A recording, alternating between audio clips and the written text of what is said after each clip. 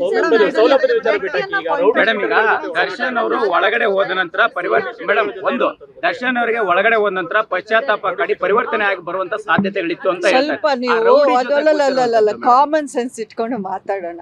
ಜೈಲಲ್ಲಿ ಯಾರಪ್ಪ ಇರ್ತಾರೆ? ಜೈಲಲ್ಲಿ ನಿಮ್ಗೆ ಇನ್ಯಾರು ಸಿಗ್ತಾರೆ ಜೊತೆಲಿ ಓಡಾಡಕ್ಕೆ?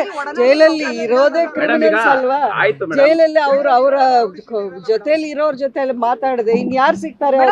ಮೇಡಮ್, ಈಗ ಜೈಲಲ್ಲಿ ಯಾರು ಇರ್ತಾರೆ ಅಂತ ಪ್ರಶ್ನೆ ಬಂದ್ರೆ ಈಗ ಅಲ್ಲಿ ಹೋಗಿರೋರೆಲ್ಲರೂ ರೌಡಿಗಳು ಅಂತ ಅನ್ಬೇಕಾಗತ್ತೆ. ಹಾಗಾದ್ರೆ ದರ್ಶನ್ ಅವ್ರು ಯಾವ್ದೋ ಒಂದು ಯಾವುದೋ ಒಂದು ತಪ್ಪು ಅನಿರೀಕ್ಷಿತವಾಗಿ ಆಗುವಂತ ತಪ್ಪುಗಳು ಕೂಡ ಅವ್ರನ್ನ ಜೈಲಿಗೆ ಹೋಗುವಂತ ಸಂದರ್ಭ. ನೀವು ಹೇಳೋದು ಅವ್ರ ಜೈಲಲ್ಲಿ ಯಾರನ್ನು ಮಾತಾಡಿಸಬಾರ್ದು ಅನ್ನೋ ರೀತಿಯಲ್ಲಿ ಹೇಳ್ತಾ ಇದ್ದಾರೆ. ಎಲ್ಲರನ್ನು ಕೂತು ಮಾತನಾಡಿಸುವಂತ ಇದು ಖಂಡಿತ ಇದು ಖಂಡಿತ ನೀವು ಆ ಜೈಲಿಗೆ ಸಂಬಂಧಪಟ್ಟ ಅಧಿಕಾರಿಗಳನ್ನ ಕೇಳಬೇಕಾಗಿರೋ ಪ್ರಶ್ನೆ ಅಲ್ವಾ? This is the mistake of the authorities. ನೀವು ಆವಾಗ ಬಿಡ್ತಾ ಇದ್ದೀರಲ್ಲ, ಅವ್ರನ್ನ ಈಗ ಸಸ್ಪೆಂಡ್ ಮಾಡಿದ್ದಾರೆ ಅನ್ಸುತ್ತೆ.